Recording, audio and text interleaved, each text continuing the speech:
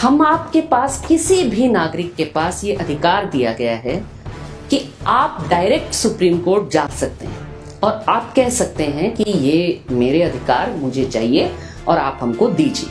WhatsApp group का हिस्सा थे, भाषण में जो है या उनके गीत गाने में उन्होंने नरेंद्र मोदी जी की आलोचना कर दी, इनकलाब जिंदाबाद बोल दिया। इसको आतंकवाद से कैसे जोड़ रहे हैं?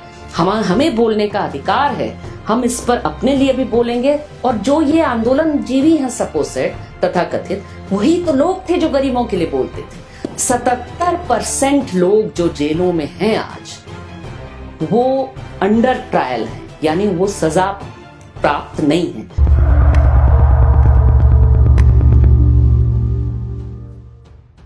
बेखौफ आजादी में आपका स्वागत है फिर से।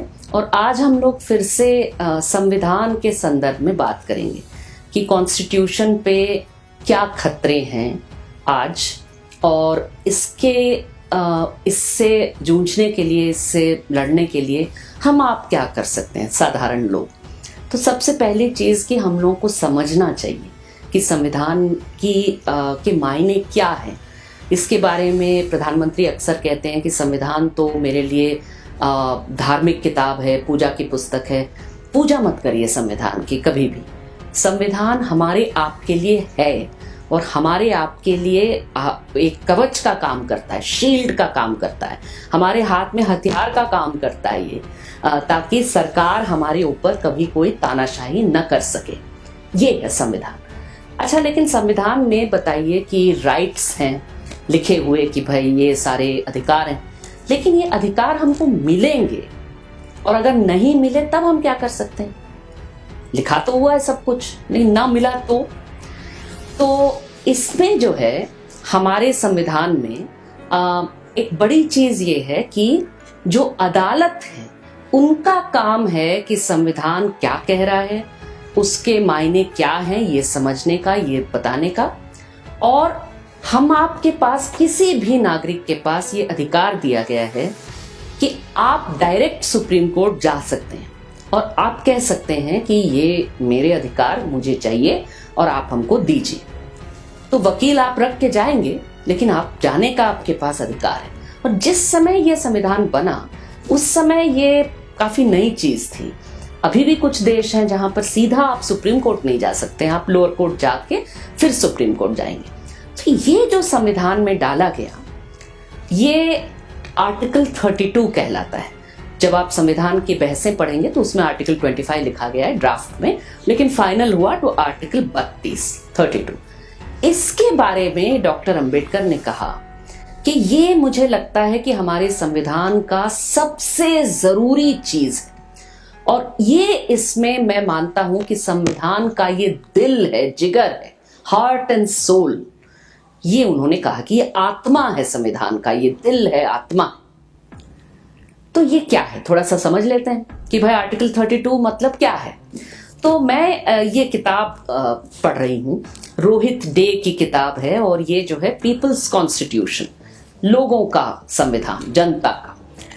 तो लग सकता है लोगों को कि देखिए भाई संविधान सब तो भाई क्या है नहीं है, ये तो वकीलों का काम है समझना।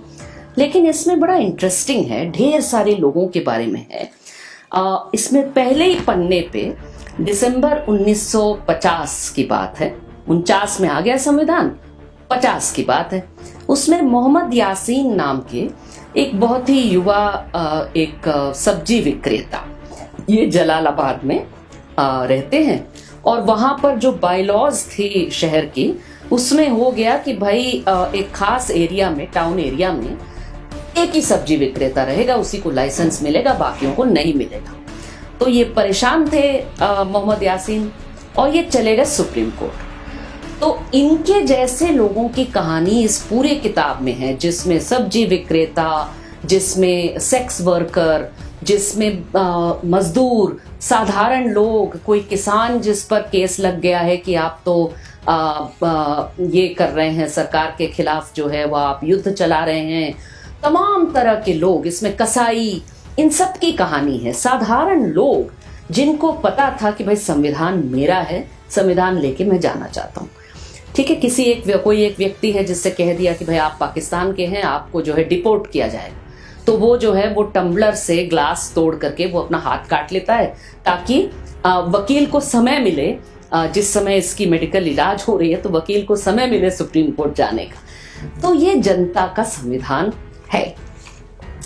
ये जो मोहम्मद यासीन साहब हैं, इनके बारे में आखिरी में दिया गया है कि इन्होंने जब केस कर दिया तो ये उधर ही जो उन्हीं के जलालाबाद के नानू नाम के जो ढिंडोरची थे, दलित समुदाय के थे, उनको उन्होंने लगाया, यासीन और उनके दोस्तों ने, कि तुम जो है वो ड्रम बजा बजा करके, डमरू बजा बजा करके ढिंडोरा पीटो। और पूरे शहर में, पूरे जलालाबाद में उन्होंने कहा कि पब्लिक का जो अधिकारी है उनके खिलाफ केस है और पब्लिक जीत गई है और ये जो अधिकारी हैं ये हार गए हैं। और वो सोचिए कि इस तरह की जो बात है, उनको जितनी कॉन्फिडेंस थी संविधान में, वो इसी आर्टिकल 32 की वजह से। तो आज क्या स्थिति है जब हम कह रहे हैं कि भाई संविधान खतरे में है, तो हम किस तरह से समझें? आज हम लोग आर्टिकल 32 की क्या स्थिति है, उसका क्या स्वास्थ्य है, वो थोड़ा सा देख लेते हैं। तो इसमें जो है आप समझ लीजिए कि इससे पहले कि हम आज की स्थिति देखें तो याद करिए, इमरजेंसी में एक बहुत ही कुख्यात केस है, एडीएम जबलपुर, ठीक है, एडीएम जबलपुर केस जिसे कहा जाता है। उस केस में क्या था? उस केस में सुप्रीम कोर्ट के पास जो एक शख्स गए थे ये कहते हुए कि मुझे गलत तरीके से गिरफ्तार किया गया है और मुझे इस तरह से गिरफ्तार करने का अधिकार नहीं है। तो ये कुल मिलाकर के इसको हेबियास कॉर्पस कहा जाता है। यानी हेबियास कॉर्पस मतलब सरकार को किसी भी व्यक्ति को बिना वजह या बिना ठीक से, मतलब लीगल तरीके से, प्रॉपर रूल ऑफ लॉ के हिसाब से गिरफ्तार करने का अधिकार नहीं है। तो ये गए सुप्रीम कोर्ट और सुप्रीम कोर्ट ने कह दिया, उस समय इमरजेंसी लग गई थी और सुप्रीम कोर्ट ने एक तरह से वो बन गई सरकार के स्टेनोग्राफर इंदिरा गांधी के, और सुप्रीम कोर्ट ने कह दिया कि भाई इमरजेंसी लगी हुई है। तो इमरजेंसी जब लगी हुई है तो आर्टिकल 32 भी काम नहीं आएगा। आर्टिकल 32 को सस्पेंड कर दिया गया, इमरजेंसी खत्म होगी तब आना। तो इसको आज माना जाता, उसमें एक ही जज थे जिन्होंने, जस्टिस खन्ना, जिन्होंने मना किया था, जिन्होंने कहा था ये गलत निर्णय है। आज जस्टिस खन्ना जो हैं वो बहुत ही फेमस हैं, लोग कहते हैं कि उन्होंने सही कहा।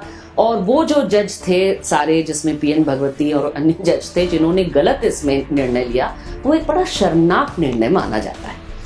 तो आज की स्थिति पे आते हैं। आज ये समझ लीजिए कि भाई ये हमारे जो एक पत्रकार हैं सिद्दीक कप्पन, वो केरला से आए और हाथरस में जो बलात्कार की घटना हुई थी और हत्या की, उसके बाद जिस तरह से बॉडी वॉडी जलाई गई थी, तो वो रिपोर्ट करने आए हैं। पत्रकार थे, चले आए यूपी में रिपोर्ट करने। उनको गिरफ्तार कर दिया गया। पुलिस ने क्या कह के गिरफ्तार किया? कहा कि ये संभावना है, ये खतरा है कि वो कुछ गैरकानूनी करेंगे। किया नहीं है, करेंगे, और उसके हिसाब से गिरफ्तार कर लिया। ये अपने आप में बिल्कुल गलत है। जैसे ही ये कोर्ट के सामने आया, कोर्ट को कहना चाहिए था भाई ये बिल्कुल गलत है, ये केस जो है बेकार केस है, क्योंकि ये करने का अधिकार आपके पास नहीं है, ये आपका हेबियस कॉर्पस के खिलाफ जाता है। लेकिन ऐसा नहीं हुआ और उन पर यूएपीए लग गया, आतंकवाद का केस लग गया। अब जब वो बेल के लिए गए सुप्रीम कोर्ट में, तो आर्टिकल 32 के तहत गए।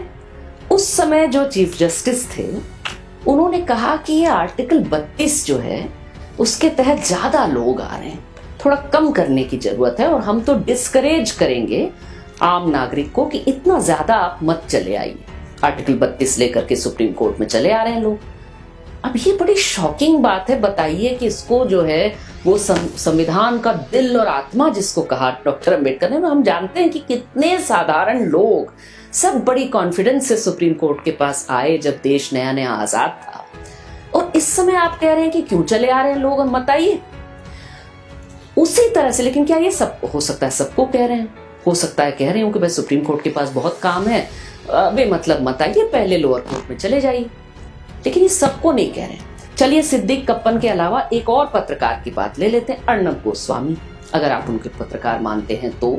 लेकिन चलिए, अर्नब गोस्वामी को जब गिरफ्तार किया गया और वो गए सुप्रीम कोर्ट में इसी आर्टिकल 32 के तहत बेल मांगने, ताबड़तोड़ सुप्रीम कोर्ट उनको बेल दे दी, बड़ा बढ़िया जजमेंट देते हुए और ये कहते हुए कि भाई फ्रीडम ऑफ एक्सप्रेशन की बात है, बोलने की आजादी, पत्रकार होने की आजादी, इस पे एक दिन के लिए भी किसी को एक्स्ट्रा जेल में नहीं रहना चाहिए, बिल्कुल उनको तुरंत जो है बेल दे दीजिए। तो अर्नब गोस्वामी को बेल, सिद्दीक कप्पन को 2-2 साल से जेल। कहां गई बराबरी, कहां गई लिबर्टी, कहां गई इक्वालिटी? फ्रेटर्निटी की बात भी थोड़ा सोच लीजिए कि कहीं उनके नाम की वजह से वो कपड़े से पहचानो, कहा ना मोदी जी ने, कहीं नाम से पहचान के अलग अलग व्यवहार तो नहीं हो रहा। ये बड़ा खतरा नजर आ रहा है। और भी चीजें अगर हम देखें तो हम समझ सकते हैं कि देखिए, एक और उदाहरण आपको दें, आंदोलन करने का अधिकार हर नागरिक के पास संविधान सुरक्षित देता है। आप किसी को मार नहीं सकते, आप हिंसा नहीं कर सकते, लेकिन आंदोलन आप कर सकते हैं। तो सिटीजनशिप अमेंडमेंट एक्ट के खिलाफ जो आंदोलन चला, उसमें गिरफ्तार हुए लोगों में कर्नाटका हाईकोर्ट ने फरवरी 2020 में 20 लोगों को बेल दिया। तो सुप्रीम कोर्ट में उसको चैलेंज किया गया कि भाई बेल गलत है।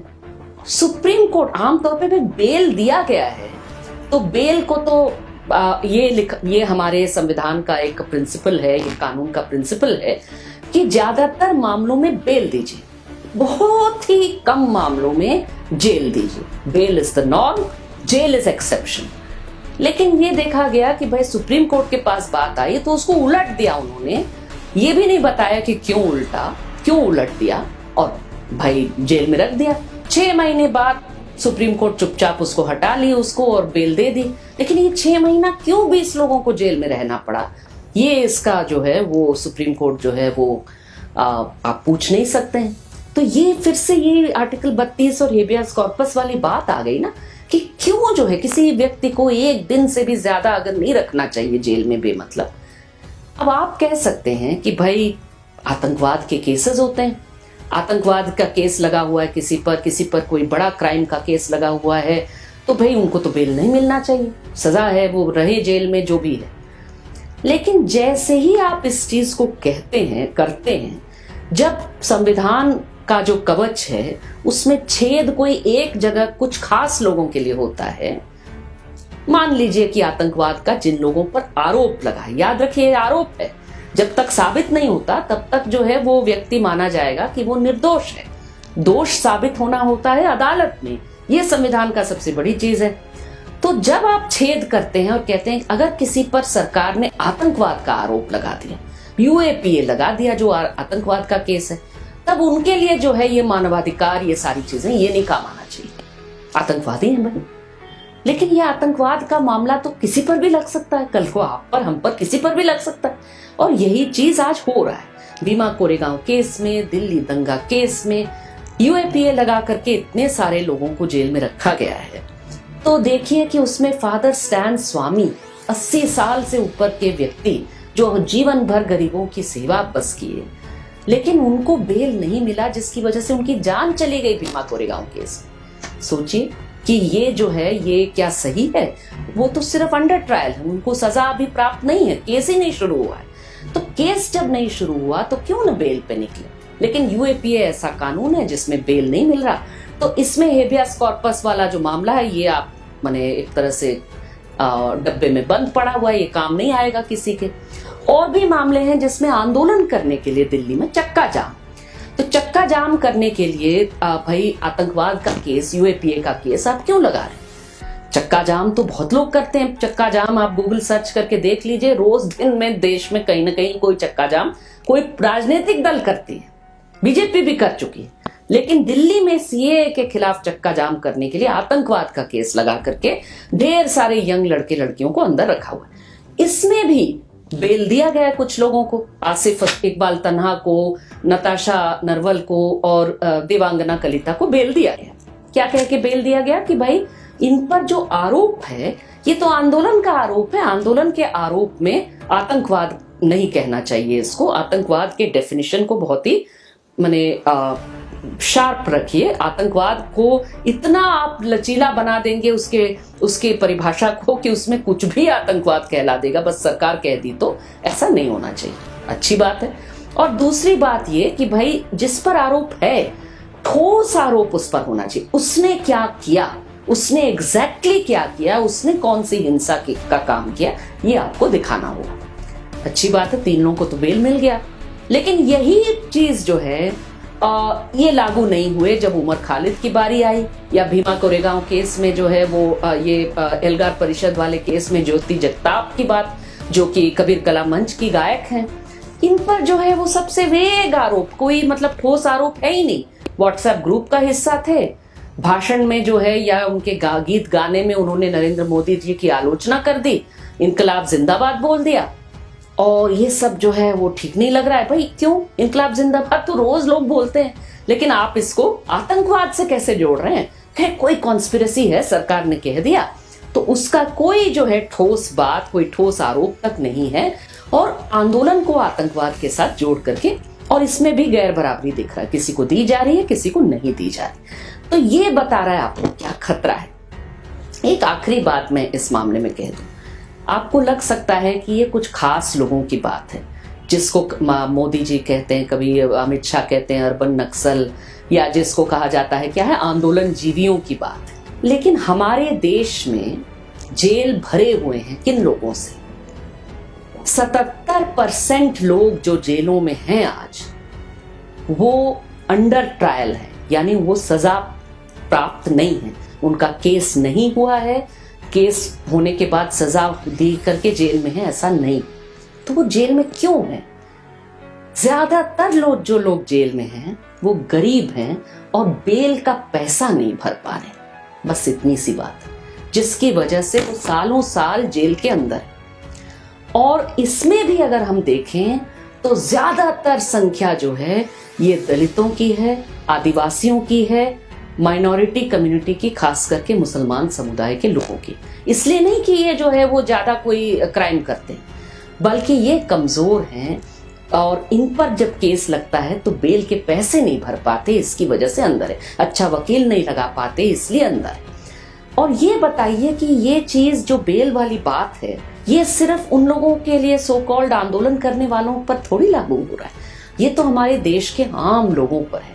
इसके खिलाफ आवाज उठाना और ये कहना कि भाई आप 1-1 रुपए का बेल लगा करके क्यों नहीं छोड़ते हैं गरीबों को, क्यों जो है जो पैसा नहीं भर सकता उस पर आप इतना बड़ा से पैसे नहीं दे पा रहा, इसकी वो खरीद नहीं पा रहा अपनी आजादी को, इसकी वजह से आप क्यों अंदर रखे हुए हैं?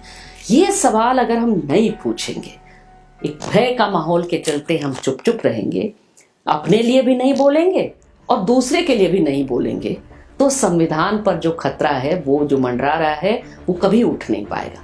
इसीलिए अपने अधिकारों को समझ करके हमें बोलने का अधिकार है, हम इस पर अपने लिए भी बोलेंगे। और जो ये आंदोलन जीवी हैं सपोसेट तथा कथित, वही तो लोग थे जो गरीबों के लिए बोलते थे। सुधा भारद्वाज जैसी वकील, वो गरीब आदिवासियों को, जिसको इसी तरह से जेलों में भर दिया जाता था, उनके लिए वकालत करने वाली सुधा भारद्वाज थी। तो जो गरीबों के लिए बोलते थे उनको अंदर कर दिया, और फिर गरीबों के लिए बोलने वाला कौन बचेगा? तो हम आपको शुरू करना होगा बोलना, इसी तरह से संविधान बचाने का काम हम लोग को करना होगा। शुक्रिया।